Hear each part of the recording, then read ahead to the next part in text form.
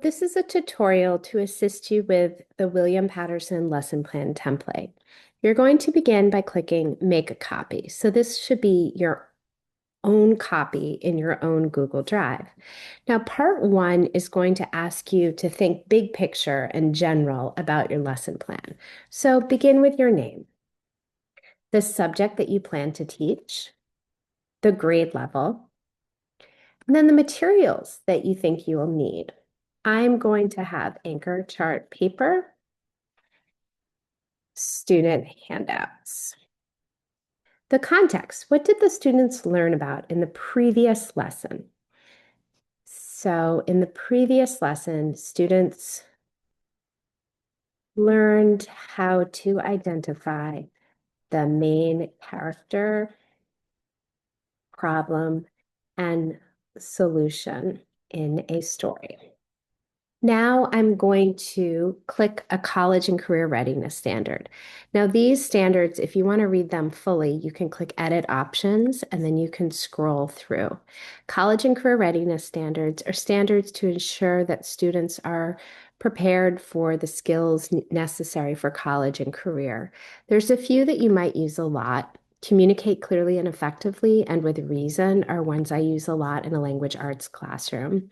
There's also health and financial well-being, applying academic and technical skills if you're embedding technology.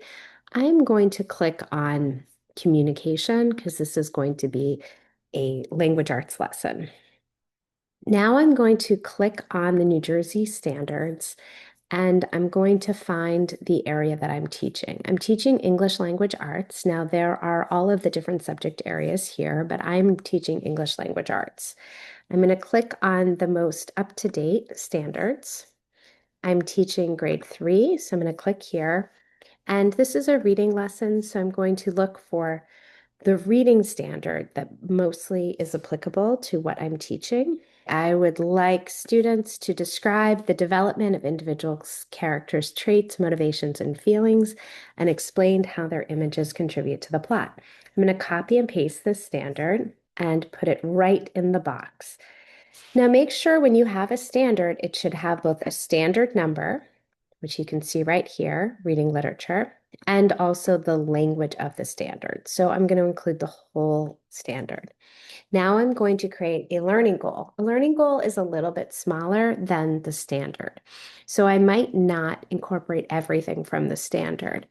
So what I'm going to do first is just highlight in the standard what words I'm going to focus on. So I'm going to focus on the characters' feelings and how they contribute to the plot of the story. Now we are learning to analyze, and this is just a sentence starter. So we are learning to analyze characters' feelings to determine how they contribute to the plot of this. Does the learning task align with the learning objective? So now I have to figure out what my learning task is going to be. Well, I would like students to write a paragraph analyzing one character's feelings and how those feelings contribute to the story. I often begin with the learning task first because this is what I am going to evaluate at the end. And then I'm going to think about, am I going to use a rubric, a checklist? I think I'm going to use a checklist to evaluate this paragraph. And now I want to make sure I have some formative assessments that are going to assist to make sure students understand the learning goal. So I'm going to begin with a think, pair, share regarding text evidence. Students identify a character feeling based on a quote. Now remember, anything I put in the planning section up here, whether it be materials, a learning goal, context, or a formative or summative assessment, I'm going to then add later on in the lesson plan sequence. Now, the lesson plan sequence begins with process steps. We've divided a lesson plan into 4 parts. We have the engage or hook, where we begin by engaging the students to get them excited. The rule of the engage is you want every single student to somehow be participating and excited about the lesson. It shouldn't just be 1 or 2 students who you ask a question to. Rather, you want everyone participating. Then there's going to be a learning opportunity. Now, in some classes, this could be a teach, where you're actually teaching the content. It could be a model, or it could be a station that the students visit to learn new information. Next is the application or the practice part of the lesson. And finally is the closure, the share, or in some cases, the fade away. Now, for a 40-minute lesson, I now have to divide the lesson plan up into 4 parts. So I think my engage might take 5 to 6 minutes. My learning opportunity, where I'm modeling, is going to take 10 minutes. I'd like to give the students a good 20 minutes to practice on their writing.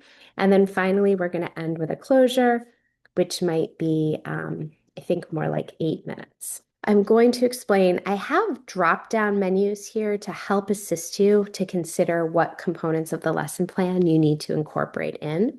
We should always begin by introducing the objective. So teacher will introduce the objective. I can just go right up here and cut and paste.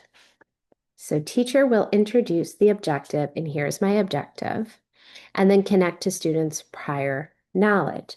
I think students have some prior knowledge about characters' feelings, or about at the very least, their own feelings. So I'm going to connect to prior students' knowledge by asking students to identify a feeling that they had during an exciting event or celebration. Students will communicate these feelings by writing.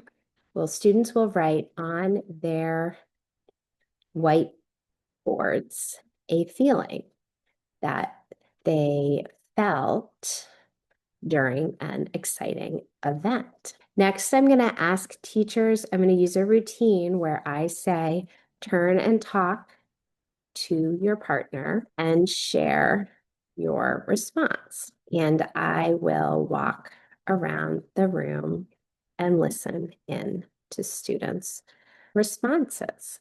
And while I'm doing that, students will talk to their assigned partners. And then I will share directions by explaining that today we will continue reading because of Winn-Dixie, and we will analyze the character's feelings.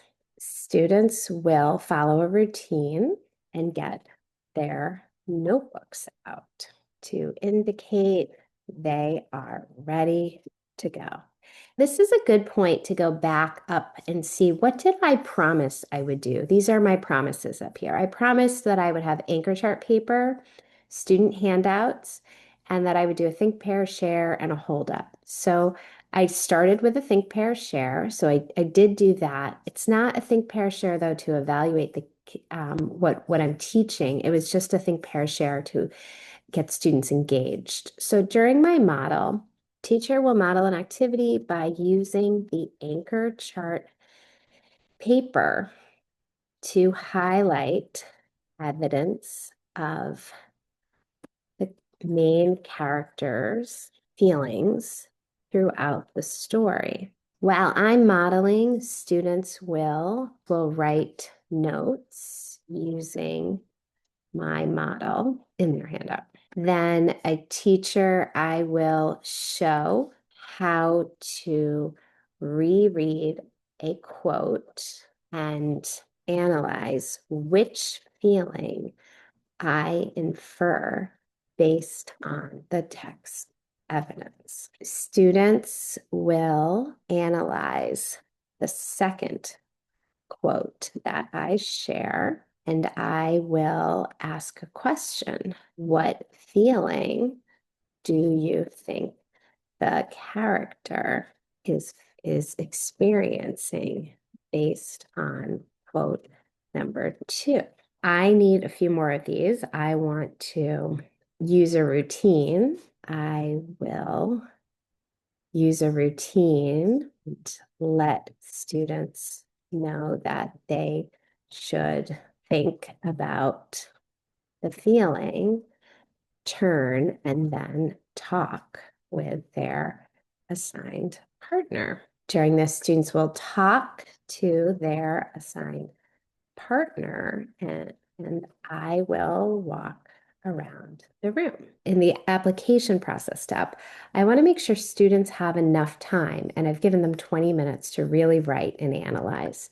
So here I am going to begin by introducing directions, share directions, where I will tell students to read 3 quotes from the text and infer which feeling the main character is experiencing by writing in their writing journals. The students will read and write their responses. Now, this is a good place for me to differentiate because maybe some students need extra support. So I'm going to differentiate by content, by giving some students slightly different quotes and other students sentence starters to assist. Now, I really should be differentiating throughout. So now that reminds me to go back and where students will write notes using my model and teacher will differentiate by providing some students sentence starters and a glossary of key terms. I might have the teacher share a routine where I remind students that they have 5 minutes left. I think this is it for the application, so I'm just going to delete those components. For my closure, share, fade away, I'm going to begin by using a transition cue because the students are writing by saying 3, 2, 1, and then students will follow the routine, look at me, and show me they are ready.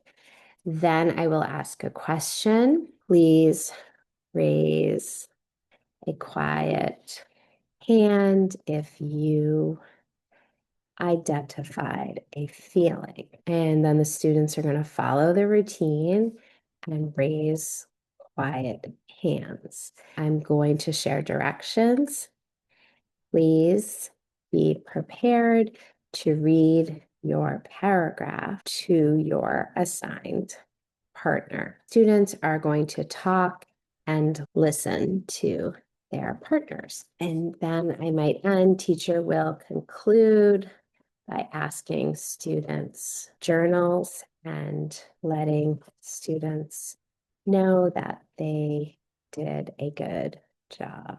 And this would be an example of relationship building. Now that I've done my lesson plan or my first draft, I'm going to go through the checklist and see if everything matches. So learning objective aligns to all elements. So is it clearly articulated, succinct, child-friendly, observable, appropriate for the grade level, and feasible? That means, can I do all these things? We are learning to analyze characters' feelings to determine how they can contribute to the plot.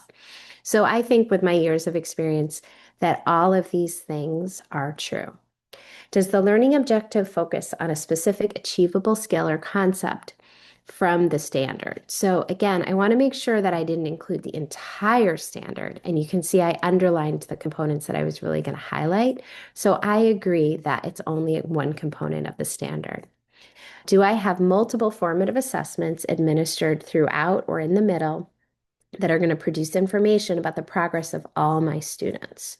So now if I go back, I have think, pair, shares, and holdups. So I believe that every student's going to participate. I'm going to be able to evaluate every student, even if informally, and I'll have a good idea. Is the summative task attached to the lesson plan? Actually, it's not. So now I'm going to need to go back and make sure that I attach it. Where do I attach it? You could either put it below the lesson plan here, or you could attach it as a Google link up here in the top part of the lesson, either under materials and or under the learning task. So let's say I did that, and I will check off that it's attached, it evaluates the skills necessary, and generates rich detailed. Now I'm going to look to see if my lesson plan has 6 or more behavior expectations. So I want to make sure I have routines, directions, transition cues, and relationship building. All of these should be categorized as pink. So we have 1, 2, 3, 4, 5, 6, 7, 8, 9, 10. And then I do have relationship building at the bottom. I just ran out of pink dots. So I think just to make it clear for my professor, I'm going to actually copy and paste this and change it to relationship building to make it really clear that I am trying to build relationships. If I go back here, I know that I have routines, directions, transition cues. So I have met that requirement. At 3 points in the lesson, the teacher provides different options or supports for process, product, and content. Now, if I go back here under differentiation, I see that I have 2 places in the lesson where I'm differentiating. So I really should have 3. So I'm going to add a differentiation to how the students share. Teacher will differentiate by providing students with a checklist to ensure that they are listening to their partners. Some of my students have a really difficult time listening to their partners during share time. I'm going to give them a checklist of 3 components they have to make sure they're meeting. So they're going to have to make sure that they're making eye contact with the presenter, that they're writing down 1 or 2 notes on a sticky note, and that they are sharing positive feedback. I think I have 3 points in the lesson where I have different options for supports. The next part of the checklist, the lesson provides opportunities for all students to actively participate in all 4 parts of the lesson. So if I look back in the beginning, all of the students were participating because they were all writing and they were all talking. In part number 2, students were all writing and students were all talking and analyzing. In part number 3, all the students were reading. And at the end, all the students were talking and listening to their partners. So yes, I can check that off, that the lesson plan provides opportunities in each part of the 4-part lesson plan for students to all be engaged. The lesson plan includes access to materials that align with all the elements. This is a part I don't yet have. I need to make my materials. I need to make sure they're age appropriate, clearly aligned to the learning goals. They have clear directions. I'll go back and do that. I do have, if I look for purple, purple indicates twirl. So students are talking, reading, talking, analyzing, and writing. So I definitely have met the requirement of 3 to 4 opportunities for twirl. And then the sequencing of the plan, I begin by stating the SLO, I have opportunities to practice, and then I end with a closure. It's child-centered. I have smooth transitions, and my timing, I think, is pretty appropriate. Don't know if we'll get to 20 minutes, but I think that sounds accurate if I get through all the other components quickly. And then finally, I use 2 to 3 active teaching strategies to help the students understand the material. So if I go back here, I can see in green, these are my teaching strategies. I'm showing, I'm asking questions, I'm modeling. So I think I've met the requirement, and I'm going to check off that I've used 2 to 3 active teaching strategies. Now, what I recommend you do is you go to File, Download, and you download the lesson plan either as a Word document or a PDF. If you need more hints as to what some of these terms mean, there is a full glossary at the end of the lesson plan. So you can see examples of active teaching strategies, passive strategies. These are the ones we really want to limit. Age appropriate. So all of the terms that you might see throughout are going to be embedded into this glossary. All right, I think you're ready. It's your turn now. Please know that you can always reach out to your professor if you have any questions.